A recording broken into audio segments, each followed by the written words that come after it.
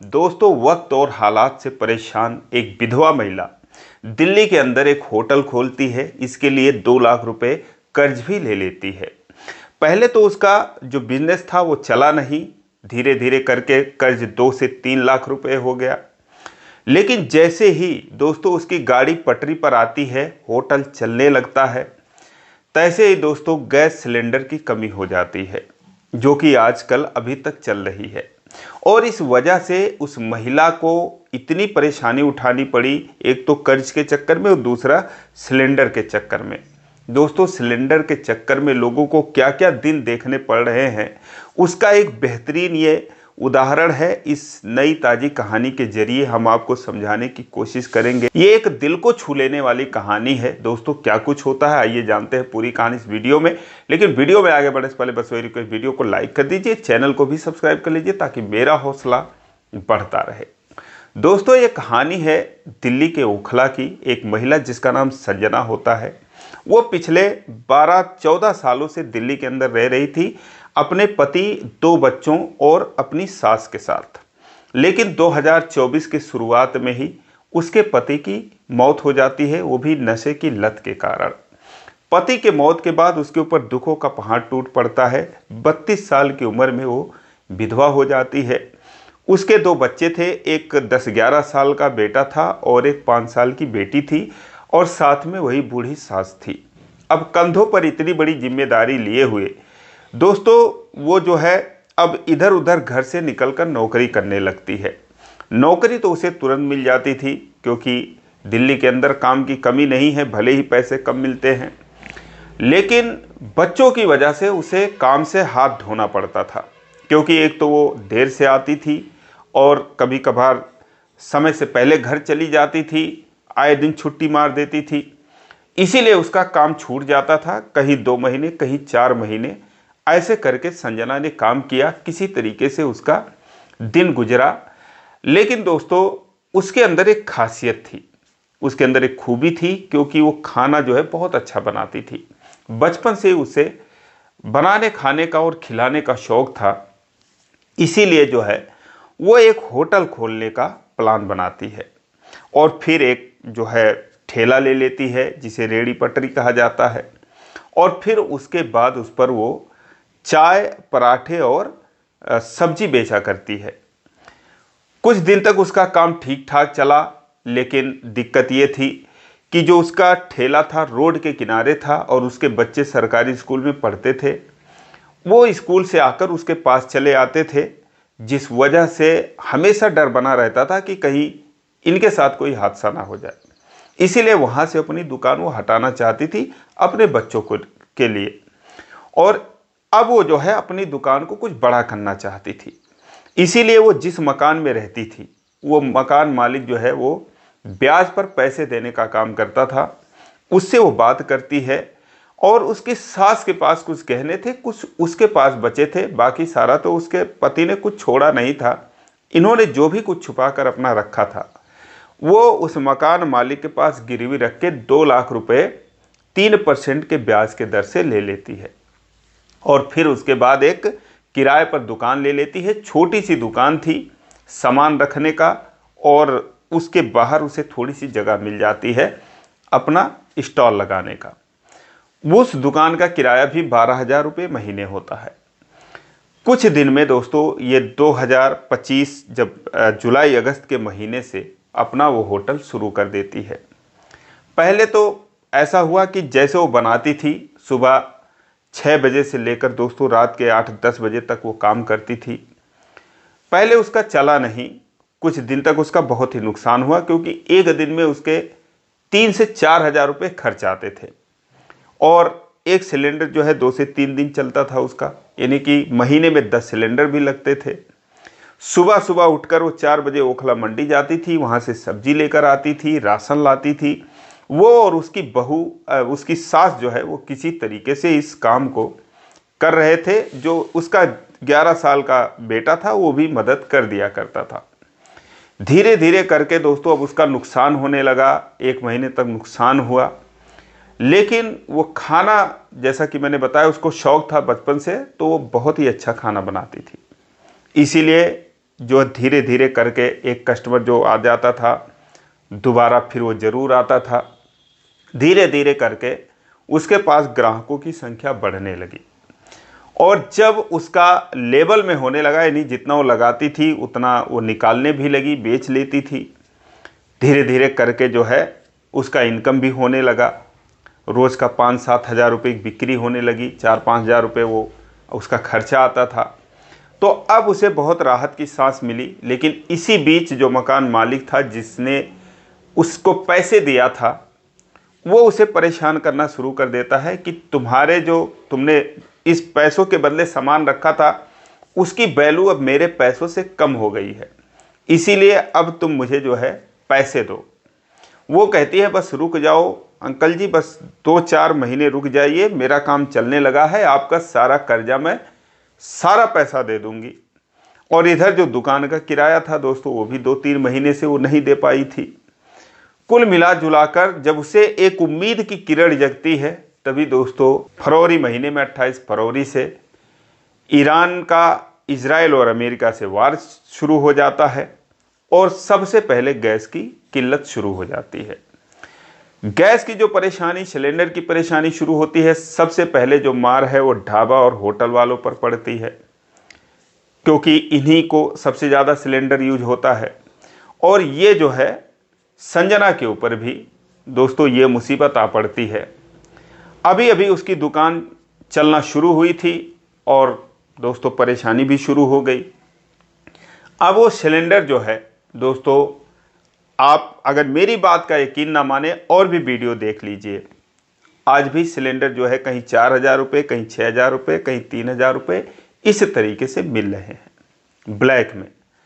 उसके कस्टमर टूट ना जाए इसीलिए दोस्तों वो और पैसे ले लेती है, कर्जा ले लेती है और सिलेंडर की व्यवस्था करके उसने 6,000 रुपये तक के भी सिलेंडर खरीद कर किसी तरीके से अपनी दुकान चलाती है। लेकिन दोस्तों 15 मार्च आते आते उसकी हिम्मत जवाब दे जाती है, क्योंकि उसने रेट भी नहीं बढ़ाई जैसा कि सारे होटल वालों ने बढ़ा दिया, लेकिन एक का 1.5 बढ़ाए थे, सिलेंडर का दाम एक का 4 गुना हो गया। अब दोस्तों संजना अपनी दुकान बंद नहीं करना चाहती थी, क्योंकि उसे पता था कि जैसे ही मैं शटर डाउन करूंगी तो मकान मालिक मेरे पीछे पड़ जाएगा कि अब तो तुम्हारा दुकान बंद हो गया, मुझे पैसे चाहिए, और दुकान का जो मालिक है उसे भी किराया देना पड़ेगा। लेकिन अंत में उसकी हिम्मत जवाब दे जाती है और जिस दिन वो शटर बंद करती है उसी दिन दुकान का मालिक आ जाता है, कहता है कि मेरे पैसे।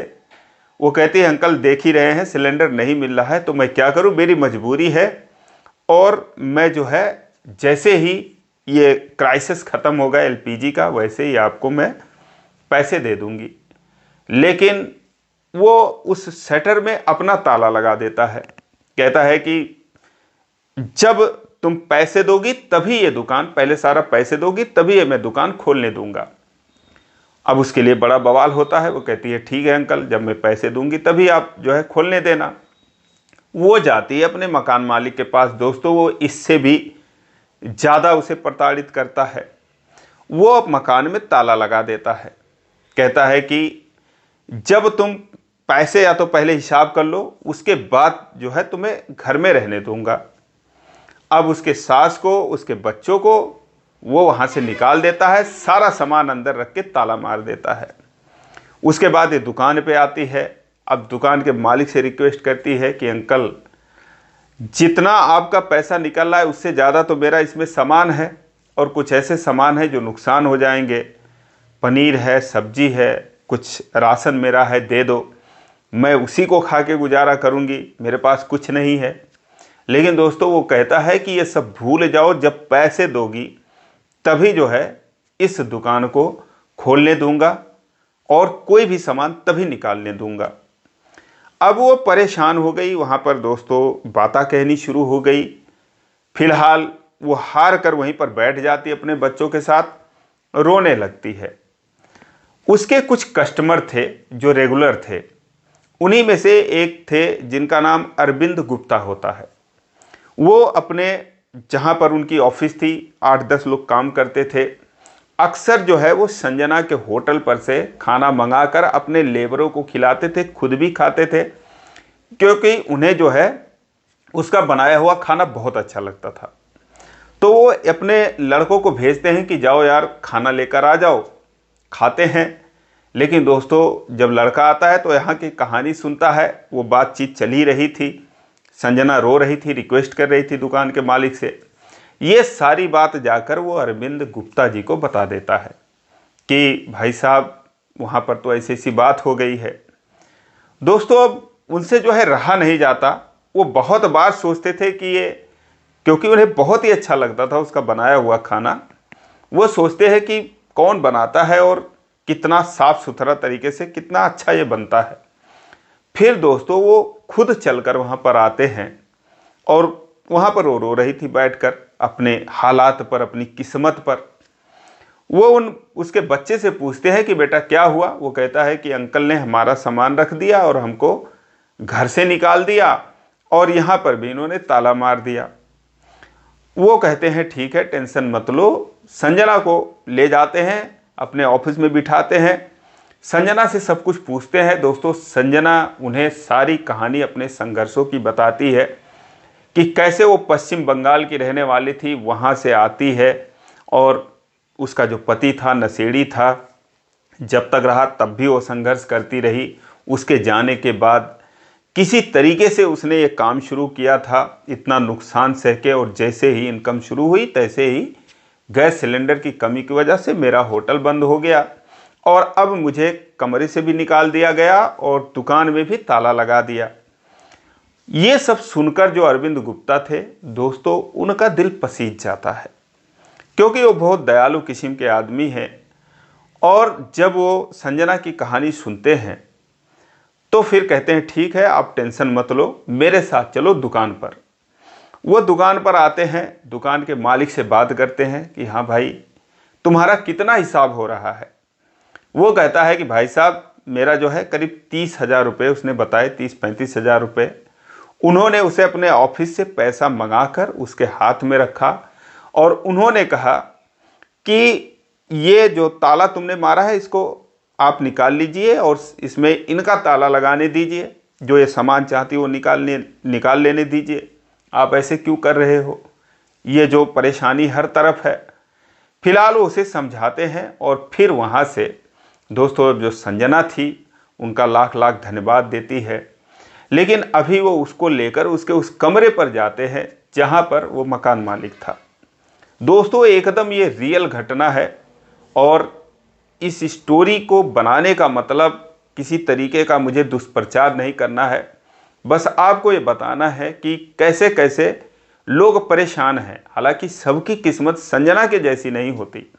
बहुत सारे लोग हैं जो कि अपना कारोबार जिनका ठप हो चुका है, वो घर को आ चुके हैं, मुंबई से पलायन हो रहा है, दिल्ली से मजदूरों का पलायन हो रहा है मात्र सिलेंडर की वजह से। और संजना को कितनी दिक्कत हो गई आपको तो मैं बता ही चुका हूँ। फिलहाल उसके बाद जो अरविंद गुप्ता जी थे उसको लेकर उस मकान पर जाते हैं जहाँ पर वो रहती थी और जहाँ का मकान मालिक उन्हें बेघर कर दिया था। उससे बात करते हैं कि भाई साहब आपका क्या हुआ। दोस्तों 2,95,000 रुपये का वो हिसाब कहता है कि मेरा हिसाब है, इन्होंने जो सामान रखा है इनकी सामान तो 1-1.5 लाख रुपए की है। उसके बाद वो कहते हैं ठीक है वो सामान आप दे दो। वो सामान वो देता है और उसको वो चेक काट कर देते हैं और तब जाकर इनको राहत मिलती है, उन्हें उस कमरे में दोबारा से एंट्री मिलती है।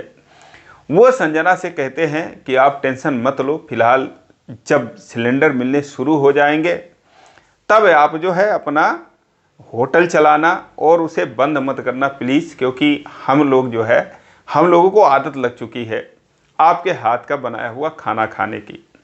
और फिर उसके बाद दोस्तों इतनी बड़ी उसे तसल्ली देते हैं और कहते हैं मेरे पैसों की टेंशन मत करना, आप धीरे धीरे करके खाने में कट जाएगा या फिर कोई बात नहीं, नहीं भी दोगे तो भी कोई दिक्कत नहीं, हमारे पास कोई चीज़ की कमी नहीं है। दोस्तों लोगों ने बहुत दान पुण्य किए होंगे, मंदिर में, मस्जिद में, गुरुद्वारे में लाखों करोड़ों दान करते होंगे, लेकिन मुझे नहीं लगता कि इससे बड़ा पुण्य का काम कोई हो सकता है। फिलहाल दोस्तों अभी जो है जो स्थिति बनी हुई है वो यही है कि सिलेंडर की क्राइसिस है, मिल नहीं रहे हैं, शहर में क्या देहात में भी आसानी से नहीं मिल रहे हैं। जिनके पासबुक हैं, कागज़ हैं, उनका जब वो जाते हैं पता करने तो बताता है कि ऑलरेडी आपका बुक हो चुका है, जबकि दोस्तों जो उसका मालिक है वो बुक ही नहीं किया रहता है। पता नहीं क्या चल रहा है। फिलहाल हम उम्मीद करेंगे कि जल्दी से ईरान और जो इजराइल और अमेरिका ईरान के ऊपर आक्रमण किए हैं वो ख़त्म हो और जो परेशानी है दोस्तों वो भी ख़त्म हो। फिलहाल दोस्तों इस वीडियो को अरविंद गुप्ता जी के लिए लाइक कर दीजिए और कमेंट ज़रूर करिए। आज के लिए बस इतना ही, फिर मिलेंगे अगले वीडियो में, तब तक के लिए जय हिंद।